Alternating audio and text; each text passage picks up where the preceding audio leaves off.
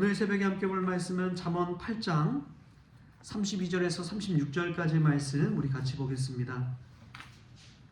같이 한 목소리로 읽겠습니다. 아들들아 이제 내게 들으라. 내 도를 지키는 자가 복이 있느니라. 훈계를 들어서 지혜를 얻으라. 그것을 버리지 말라. 누구든지 내게 들으며 날마다 내 문 곁에서 기다리며 문설주 옆에서 기다리는 자는 복이 있나니 대저 나를 얻는 자는 생명을 얻고 여호와께 은총을 얻을 것임이니라. 그러나 나를 잃는 자는 자기의 영혼을 해하는 자라. 나를 미워하는 자는 사망을 사랑하느니라. 아멘. 할렐루야. 말씀 가운데 귀한 은혜가 저와 여러분의 있기를 소망합니다. 어제 3월 1일 또 3.1절이기도 하고 거룩한 주일이었는데 어제 참 여러 사람이 교회를 왔다 갔습니다. 예배 때 이제 뭐 노숙자 분이 찾아오시기도 하고 그리고 이태영 목사님 이제 몸이 이 수술 이후에 완전히 그냥 재활이 어려울 정도였는데 이제 회복해서 지팡이를 짚고 좀 더 건강해진 모습으로 왔다가 또 방문했다 갔습니다. 그리고 또 한 분이 이제 옆에 이제 보장사라는 스님이 절이 있는데 거기 있는 포교를 담당하는 스님이 교회를 한번 찾아와서 인사를 하고 가셨어요. 어제 여러 사람이 이렇게 교회를 방문해서 왔다 가셨는데 근데 저는 드는 느낌이 그거였습니다. 여러 사람이지만 다 같은 영혼이구나 라는 생각이 들었어요. 누구나 다 사람이고 영혼을 가지고 있지요. 근데 그의 겉모습과 또 하는 일들과 그런 행태를 보면서 그 사람을 판단하기 이전에 한 영혼을 보는 게 참 중요하구나. 한 생명 한 사람을 보는 게 중요하구나. 그런 생각이 들었습니다. 여러분 우리는 보여준 것이 해놓을 때가 될 때가 너무나 많죠. 그러나 참된 지혜는 보이지 않는 영원한 것을 사모하는 마음인 줄 믿습니다. 한 사람 한 사람을 바라보고 사랑하는 자는 온 인류를 사랑할 수가 있는 것이죠. 그런데 한 사람을 사랑하지 못하는 자는 온 인류를 어떻게 사랑하겠습니까? 말로는 이 나라의 민족을 사랑한다 하지만 내 곁에 있는 사람을 사랑하지 못한다면 그 말은 허황된 말일 뿐인 것이죠. 우리가 오늘 만나는 모든 이들을 사랑할 수 있는 마음 이전에 내 곁에 있는 한 사람을 사랑할 수 있는 지혜로운 자들 될 수 있기를 주신 예수님의 이름으로 축원합니다. 오늘 말씀 속에 보면은 이런 말이 나와요. 우리 34절 말씀 우리 같이 한번 읽겠습니다. 34절 시작. 누구든지 내게 들으며 날마다 내 문 곁에서 기다리며 문설주 옆에서 기다리는 자는 복이 있나니. 아멘. 누구든지 지혜의 말을 듣고 지혜를 기다리는 자는 복이 있다는 말입니다. 근데 이 말씀 속에서 이제 문설주라는 말이 저는 되게 또 와닿았어요. 왜냐하면 우리가 6월절에 관련해서 말씀드리면서 문설주가 어디인지 배웠잖아요. 문설주가 어딘가요? 문에서? 네, 좌우가 문설주죠. 좌우가 문설주고 위는 임방이라고 그러지요. 그래서 6월절 어린 양의 피를 좌우 문설주와 임방 위쪽에 바르면 죄악이 넘어간다라고 그래서 6월절이라고 배웠지요. 이 문설주 옆에서 서서 기다리는 자를 한번 떠올려 보십시오. 성경 속에 보면 어떤 인물이 떠오릅니까? 특별히 복음서에 나오는 탕자의 아버지가 저는 떠오르더라고요. 문설주 옆에 서서 탕자를 기다리는, 집을 나가버린 아들을 기다리는 그 아버지의 마음, 그 기다리는 마음으로 아들을 사랑하는 마음으로 기다리는 것이죠. 지혜를 듣고 지혜를 기다리는 자는 복이 있는 줄 믿습니다. 지혜를 듣고 끝내버리면 사실은 아무것도 아니지만 지혜를 듣고 그 말씀대로 행하는 자는 더 큰 복을 받을 줄 믿습니다. 복이 있나니라는 말은 아프리오리라는 헬라어 말로 또 대체할 수가 있죠. 이 복이 있다는 말을 잘 하신 분이 우리 예수 그리스도입니다. 예수님께서 산상수훈 말씀에 이야기하잖아요. 마태복음 5장에 보면 이제 산상수훈의 이야기를 하시는데 예수님께서 산에 올라가 앉으셔서 제자들에게 이렇게 말씀하시죠.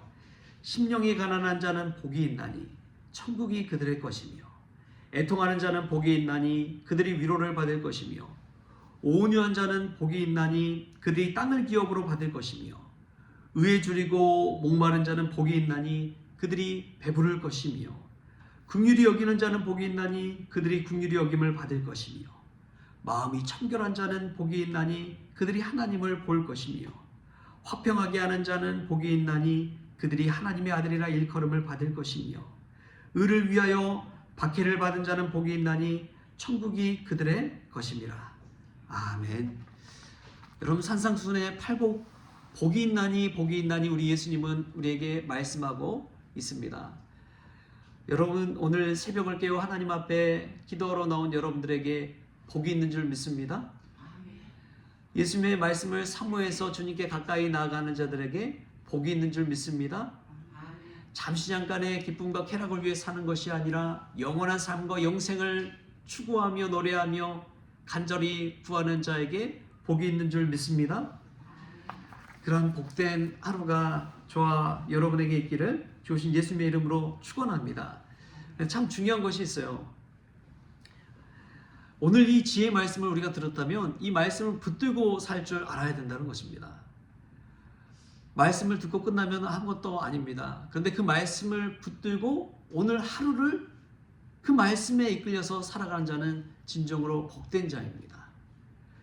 이 말씀이 나를 사로잡아가고 이 말씀이 나를 인도해 갈 때 이 말씀의 능력을 체험하는 삶을 살 수 있기 때문에 그렇습니다.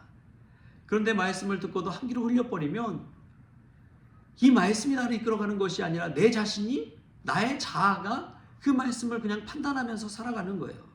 내게 좋은 말씀이고 내게 유익한 말씀이라면 아멘하고 받지만 내가 순종하기가 좀 어렵고 내가 감당하기가 좀 어렵고 내게는 별 필요가 없다 생각하는 말은 그냥 흘려 들어버리고 잃어버립니다. 그러면 말씀이 붙들리는 삶이 아니라 내가 그 말씀을 그냥 판단하는, 그 말씀을 내 입맛에 맞게 그냥 해석해서 듣고 이해하는 말씀으로 그렇게 생각해 버린다는 것이죠. 우리가 말씀에 붙들린 삶을 살 수 있기를 축복합니다. 오늘 지혜를 얻는 자는 지혜를 듣고 기다리는 자라고 했습니다. 그 말씀이 나에게 언제 이루어질까? 내 기도의 응답이 언제 이루어질까? 기다릴 줄 아는 사람에게 복이 있는 거예요. 하나님은 우리에게 때로는 참 많은 기다림을 주십니다. 이스라엘 백성이 이 가나안 땅, 약속의 땅에 들어가기 위해서 40년을 광야에서 헤매잖아요. 사실 직선거리로 가면 한 달밖에 걸리지 않는 그 약속의 땅인데 왜 하나님은 40년 동안이나 그렇게 그 신의 광야를 헤매고 다니게 하셨을까요? 기다리는 자에게 복이 있습니다. 그 광야의 시절을 통해서 하나님을 알게 하시고 온전히 하나님을 의지하게 하시고 하나님 믿는 믿음을 키워주신 것이죠. 지금이 우리에게 기다림의 인내의 시간이라면 하나님 우리에게 믿음을 주시고 온전히 하나님을 의지하게 하기 위해서 그런 기다림을 주셨다는 사실을 우리가 깨달을 수 있기를 바랍니다. 그리고 그 기다림의 시간, 인내의 시간을 잘 견디십시오. 그냥 견디지 마시고 말씀 붙들고 기도하면서 견디십시오. 그런 자에게 하나님께서 복을 주시는 줄 믿습니다. 그리고 참 중요한 것이 있어요. 기다리는 데서 끝나는 것이 아니라 지혜를 얻는 자가 무엇을 얻는지를 분명히 알아야 됩니다. 예수님 믿으면서 우리가 왜 예수님을 믿는지를 놓쳐버리면 우린 예수님을 제대로 믿지 못하는 것이죠. 여러분, 왜 예수님을 믿습니까? 구원을 얻기 위해서 믿는 것이죠. 뭐 불교에서 말하는 해탈을 위해서 예수님 믿지는 않잖아요. 예수님 믿음으로 말미암아 구원을 얻기 위해서 우리가 예수님을 믿는 것입니다. 그런데 어느 순간 신앙생활을 오래 하다 보면 착각해 버리는 게 교회 생활 안에서 만족해 버린다는 거예요. 참 무섭습니다. 왜 성도들이 큰 교회를 찾아갑니까? 요즘 이제 쏠림 현상이 더 심해졌는데 큰 교회를 많이 가는 이유는 그 교회 생활에서 만족함을 누리기 때문에 그렇습니다. 여러 가지 프로그램도 있고 편의시설도 좋고 여러 가지 여건도 좋잖아요. 그러다 보니까 익명성 아래 숨어 그 편한 것들을 추구해 가는 것이죠. 그 생활 속에 만족해 버리는 성향이 있기 때문입니다. 그런데 예수님 믿는 본질적인 목적은 그 생활 가운데 만족하는 것이 아닙니다. 예수님 믿음으로 구원을 받아서 영원한 생명을 추구하는 삶을 사는 것이지요. 그래서 우리가 사는 모든 삶은 순례자의 길입니다. 잠시 잠깐 있다가 가는 것이에요. 그런데 마치 여기서 영원히 살 것처럼 생활해 버린다면 우리는 믿음의 목적을 잃어버리는 것이죠. 우리가 왜 지혜를 얻어야 됩니까? 그것은 오늘 말씀에 나온 것처럼 생명을 얻고 은총을 얻기 위해서 그런 것입니다. 35절 말씀에 이렇게 나와요. 대저 나를 얻는 자는 생명을 얻고 여호와께 은총을 얻을 것입니다. 아멘. 지혜를 얻는다는 것은 생명을 얻는 것입니다. 이것은 단순히 그냥 오래 사는 그 생명이 아니라 하나님과 동행하는 참된 생명입니다. 이 땅 가운데 잠시 잠깐 살더라도 예수님과 함께 사는 곳이라면 천국 인생이 되는 줄 믿습니다. 그러나 아무리 부유하고 건강하게 살아도 예수님 없이 사는 것은 참된 생명을 누리며 사는 삶이 아닌 것이지요. 우리가 예수님 안에 거할 때 참된 생명을 누리며 얻게 되는 줄 믿습니다. 그리고 하나님께 은총을 얻는다는 것은 은총은 우리의 노력으로 얻을 수 없는 것입니다. 은혜는 하나님의 선물이에요. 하나님께 선물로 받을 수 있는 것이 은총과 은혜이지 내 노력과 내 공로와 내 힘과 내 수고를 통해서 받을 수 있는 것이 아닙니다. 은총과 은혜는 값없이 주어지는 것이죠. 가장 큰 은혜는 십자가의 은혜인 줄 믿습니다. 지금 사순절 기간이잖아요. 이 사순절 기간에 예수님의 십자가를 묵상하면 가장 큰 은혜는 무엇입니까? 그 크신 주님께서 나를 위해 자신의 생명을 희생하셨다는 거예요. 나를 위해 죽어줬다는 거예요. 나를 위해 죽어줄 사람이 있습니까? 내 남편이 내 아내가 죽어줍니까? 그러진 않잖아요. 예수님께서 우리를 위해 생명을 바쳐주셨다는 사실을 기억하십시오. 그것만큼 값진 은혜는 없습니다. 나의 죄를 대속하기 위해서 죽으신 예수님의 그 놀라우신 사랑을 한번 생각해 보십시오. 그 사랑 가운데 있을 때, 이것이야말로 하나님께서 우리에게 주시는 은총이요 은혜구나 라는 것을 깨달을 수가 있는 것이죠. 여러분, 예수님을 위해서 무엇을 했기 때문에 예수님이 우리를 위해 죽으셨습니까? 여러분이 예수님을 위해서 한 것이 무엇이 있습니까? 예수님을 실제로 이 땅 가운데서 만나보신 적이 있습니까? 예수님이 우리 아버지라고 그런 분이라고 고백하는 그러한 삶을 사셨습니까? 아니잖아요. 그럼에도 불구하고 우리 주님은 우리를 위해 대신 죽으시고 우리를 믿음 안에서 살려주신 줄 믿습니다. 그것이 은혜입니다.